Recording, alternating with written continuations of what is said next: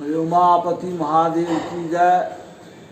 25 दिसंबर जो 2024 अगरतला त्रिपुरा से माँ भवानी के चरणों में प्रणाम करता हूँ। कुल देवी कुल देवता के चरणों में प्रणाम, ग्राम देवी ग्राम देवता के चरणों में प्रणाम, माता पिता गुरुदेव और समाज के बड़े लोगों के चरणों में प्रणाम। जहाँ तक मेरी आवाज़ जा रही हो सभी जीव जंतु को कोटि कोटि प्रणाम। प्रेम से बोली उमापति महादेव। आइए गीता महत्व का अनुसंधान जानिए क्या क्या कहता है। यदि आप गीता का आधा श्लोक भी पढ़ते हैं प्रतिदिन, मंत्र तक मनुष्य योनि मिलता है। गीता का यदि एक अध्याय पढ़ते हैं तो 2 गयदान पुण्य मिलता है, अश्वमेध यज्ञ का फल मिलता था। ये गीता महत्व का अनुसंधान जब आप समझ लेंगे तो डेली गीता पढ़ना आप शुरू कर देंगे। बोली बाल कृष्ण कन्हैया लाल की जय। और हमारे वेद शास्त्रों में सारे दुखों और समस्याओं का निदान पूर्ण रूप से संभव है। इसको पश्चात वैज्ञानिक भी मान चुके हैं। लेकिन हमारे देश का युवा वर्ग का कहना है धर्मशास्त्र धर्म वालों को मुझे क्या लेना देना है। सबसे ज़्यादा हदास उदास निराश और तरह तरह के नशों का शिकार है तो युवा वर्ग है। इसीलिए गीता पढ़िए और अभिभावक को चाहिए बच्चे को गीता पढ़ाए। गीता पढ़ने के बाद जो मालिक माँ के गर्भ में आपको 5वें महीना से भोजन दिए और गीता के द्वारा कृष्ण भगवान बोलते मैं तीनों लोगों का संचालन करता, फिर हम गीता पढ़े बगैर राष्ट्र के प्रति जिम्मेवारी का निर्वाह नहीं कर सकते, अपने कर्तव्यों का पालन नहीं कर सकते। तो आइए गीता महत्व का अनुसंधान सुनिए। शौनक ऋषि बोले, हे सूत जी, अति पूर्व काल में मुनि श्री व्यास जी के द्वारा कहा हुआ श्रुतियों में वर्णित गीता का महत्व मुझे भली प्रकार कहिए। सूत जी बोले, आपने जो पुरातन उत्तर गीता महत्व आपने जो पुरातन और उत्तम गीता महत्व में पूछा वो अतिशय गुप्त है, वो अतः कहने के लिए कोई सामर्थ्यवान नहीं है।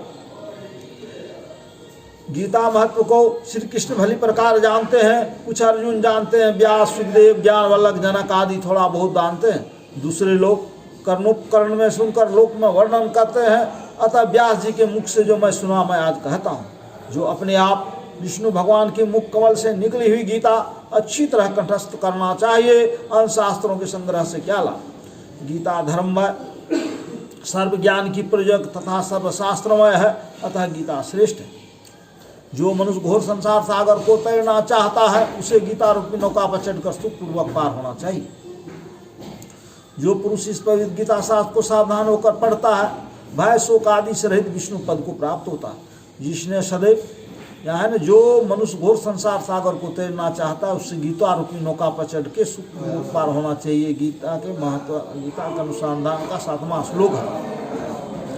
कहने का मतलब है कोई नदी पार करना हो तो नाव लगता है या उस पर ब्रिज हो। इसलिए संसार रूपी जो भवसागर है इसको पार करने के लिए, अकाल मृत्यु से बचने के लिए, परेशानी से बचने के लिए, शमशान भूमि तक सुरक्षित पहुंचने के लिए, अपने कर्तव्यों का सही पालन करने के लिए जो मानव महीना गर्भ में रखी जिस बिना ने पाला उसके प्रति हमारा क्या जिम्मेवारी है, उसकी सेवा सुरक्षा कैसे करनी चाहिए, इसको जानने के लिए संसार में मनुष्य तन क्यों मिला इसको समझने के लिए, माता पिता गुरुदेव और समाज के बड़े लोगों के चरणों में चारों धाम कैसे है उसको समझने के लिए, जानने के लिए गीता रूपी नौका का सवारी करिए ना। गीता पढ़ना शुरू कर दीजिए। जो पुरुष इस पवित्र गीता शास्त्र को सावधान होकर पढ़ता है भय शोक आदि से रहित विष्णु पद को प्राप्त हो। जिसने सदैव अभ्यास हो उसे गीता का ज्ञान सुना नहीं है फिर भी मोक्ष की इच्छा क्रमणात्मा बालक हंसी का पात्र होता है। जो रात दिन गीता शास्त्र पढ़ते हैं अथवा इसका पाठ करते हैं या सुनते हैं उन्हें मनुष्य नहीं अपितु निसंदेह देव जाने। हर रोज जल में क्या हुआ स्नान मनुष्यों का मैल दूर करता है, लेकिन गीता रूपी जल में एक बार क्या हुआ स्नान संसार रूपी मैल का नाश कर देता है। बोली बाल कृष्ण कन्हैया लाल की जय। जो मनुष्य गीता शास्त्र का पठन पाठन नहीं जानता है, जिसने अन्य लोगों से वह नहीं सुना है, स्वयं को उसका ज्ञान नहीं है, जिसको उस पर श्रद्धा नहीं है, भावना भी नहीं है, वह मनुष्य लोक में भटकते हुए शुकर जैसा है। उससे अधिक नीच दूसरा कोई मनुष्य नहीं है, क्यों वह गीता को नहीं जानता। जो गीता का अर्थ का पठन नहीं करता उसके ज्ञान को, आचार को, व्रत को, चेष्टा को, तप को, यश को धिक्कार है, उससे अधम कोई मनुष्य नहीं है। जो ज्ञान गीता में नहीं गाया गया है वेद वेदांत में निंदित होने के कारण से निष्फल धर्म रहित आसुरी जाता है। जो मनुष्य रात दिन सोते चलते बोलते खड़े रहते गीता का यथासतत अध्ययन करता है सनातन मोक्ष को प्राप्त। योगियों के स्थान में सिद्धों के स्थान में, शेष पुरुषों के आगे, संत सभा में, यज्ञ स्थान में, विष्णु भक्तों के आगे गीता का पाठ करने वाला आदमी परम गति को प्राप्त होता है। आप शक्तिशाली बनना चाहते हैं तो गीता पढ़ना शुरू कर दीजिए। जो गीता का पाठ और श्रवण हर रोज करता है वो दक्षिणा के साथ इसमें यज्ञ किया हुआ माना जाता है। 18वां श्लोक जो है गीता महत्व अनुसंधान का, वो गारंटी देता है जो गीता का पाठ और श्रवण हर रोज करता है उसमें यज्ञ का फल। असमें यज्ञ प्रभु श्री राम किए थे और उनको भी सफलता की चोटियों पर पहुंचाने के लिए युद्ध करना पड़ा। तो बड़ा कलयुग में मेरे भक्तों का कैसे उद्धार होगा? तो बोला जो गीता डेली पढ़ लेगा उसको इसमें यज्ञ का फल मिलेगा।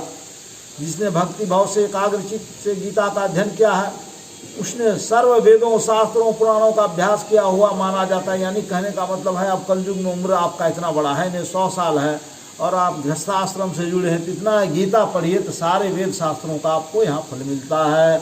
जो मनुष्य गीता का सुनता है, जो मनुष्य गीता का अर्थ सुनाता है, गाता है और परोपकार हेतु सुनाता है, वह परम पद को प्राप्त होता है। यहाँ परम पद की भी गारंटी, आप डेली गीता पढ़ते हैं, सुनते हैं, सुनाते हैं, अड़ोस पड़ोस में, गांव मोहल्ले में, आपको यहाँ परम पद की प्राप्ति होती है। नो सरपंती तत्रैव यत्र गीता वाचनं गृहे ताप त्रयोदघवाः पीड़ा नैव व्याधि भयं तथा। जिस घर में गीता का पूजन होता है वहाँ आध्यात्मिक, आधि भौतिक, आधि दैविक 3 ताप से उत्पन्न होने वाला पीड़ा व्याधियों का भय नहीं आता। उसको साप या पाप नहीं लगता, जरा भी दुर्गति नहीं होती और 6 शत्रु काम, क्रोध, लोभ, मोह, मद, मत्सर देह में पीड़ा नहीं करती। जहाँ निरंतर गीता का अभिनंदन होता है, श्री भगवान परमेश्वर में एक निष्ठ भक्ति उत्पन्न होती है। स्नान किया हो या ना किया हो, पवित्र हो या अपवित्र हो, जो फिर पवित्र हो फिर भी जो परमात्मा विभूति का और विश्व स्वरूप का स्मरण करता है सदा पवित्र है। सब जगह भोजन करने वाला, सब प्रकार का दान लेने वाला अगर गीता का पाठ करता है तो कभी लोपायमान नहीं होता। जिसका चित्त सदा गीता में रमण करता है वह संपूर्ण अग्निहोत्री सदा जप करने वाला क्रियावान वह पंडित है। वह दर्शन करने योग्य, धनवान, योगी, ज्ञानी, याजिक, ध्यानी सब वेद शास्त्रों को जानने वाला। जहाँ गीता की पुस्तक का नित्य पाठ होता रहता है वहाँ पृथ्वी पर हे प्रयाग आदि सारे तीर्थ निवास करते हैं। जिस घर में गीता का पाठ डेली हो सारे तीर्थ धाम वहीं रहते हैं। उस घर में देव रूपी देश में सब देवों, ऋषियों, योगियों, सर्पों का सदा निवास है। गीता, गंगा, गायत्री, सीता, सत्या, सरस्वती, ब्रह्मा विद्या, ब्रह्मा पल्लवी, त्रिसंध्या, मुक्त गेहनी, अर्धमात्रा, चितानंदा, भयध्वनि, भयनाशनी, वेदयत्री, प्रा, अनंता, तत्वार्थ ज्ञान मंजरी, तत्व अर्थ के ज्ञान का भंडार। इस प्रकार गीता के 18 नामों का स्थिर मन से जो मनुष्य नित्य जाप पाठ करता है वह सिद्ध ज्ञान सिद्धि और परम पद को। हम देखें मणिपुर के लोग, यहाँ त्रिपुरा के लोग 18 नाम लगभग लोग जानते हैं। चाहे वो सब्जी बेचने वाला, कोई काम करने वाले, जितने हिंदू लोग हैं ये गीता का 18 नाम लिए आप झाड़ू लगाते, पोता लगाते, काम करते, 18 नाम जपते रहे। इससे भी आपको परम पद की प्राप्ति होती है। मनुष्य जो कर्म करे उसमें गीता का पाठ चालू रखता है तो सब कर्म निर्दोषता से संपूर्ण करके उसका फल प्राप्त करता है। जो मनुष्य श्राद्ध में पितरों को लक्ष्य करके गीता का पाठ करता है उसके पितरी संतुष्ट होते हैं और नर्क से सदगति पाते। इसलिए जब हमारे घर में कुछ स्वर्गवासी हो जाते हैं तो उनके नाम से गीता पाठ से प्रसन्न बने हुए श्राद्ध में तृप्त किए हुए पितृगण पुत्र को आशीर्वाद देने के लिए तत्पर होकर पितृलोक में जाते हैं। जो मनुष्य गीता को लिखकर गले में हाथ में मस्तक पर धारण करता है उसके सर्व विघ्न रूप दारुण उपद्रवों का नाश होता है। भरतखंड के 4 वर्णों में मनुष्य देह प्राप्त करके जो गीता नहीं पढ़ता है, नहीं सुनता है, हाथ में आया हो अमृत को छोड़ के कष्ट। किंतु जो मनुष्य गीता सुनता है, पढ़ता है, वह इस लोक में गीता रूपी अमृत पान कर मोक्ष प्राप्त कर सुखी होता है। संसार के दुखों से पीड़ित जिन मनुष्यों ने गीता का ज्ञान सुना है उन्होंने अमृत प्राप्त किया है, श्री हरि के धाम को प्राप्त हो चुके। इस लोक में जनक आदि की तरह कई राजा गीता का आश्रय लेके पाप रहित होकर परम पद को प्राप्त हो।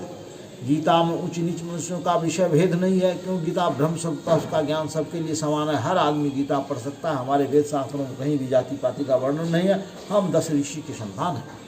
गीता के अर्थ को परम आदर से सुनकर जो आनंदवान नहीं होता, मनुष्य प्रमाद के कारण श्लोक में फल प्राप्त नहीं करता, व्यर्थ सहन करता। गीता का पाठ करके जो महात्मा का पाठ नहीं करता उसके पाठ का फल व्यर्थ होता, पाठ केवल श्रम रहे।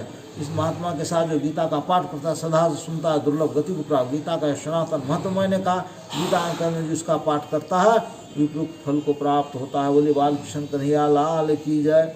आप लोग गीता महत्व का अनुसंधान सुने, इसमें गीता का 18 नाम भी ले लीजिए, आधा श्लोक भी पढ़ लिए तो भी आपको गारंटी है प्रथम जोनी में ले जाएंगे, परम पद की प्राप्ति। बोले बालकृष्ण कन्हैया लाल की जय। उमा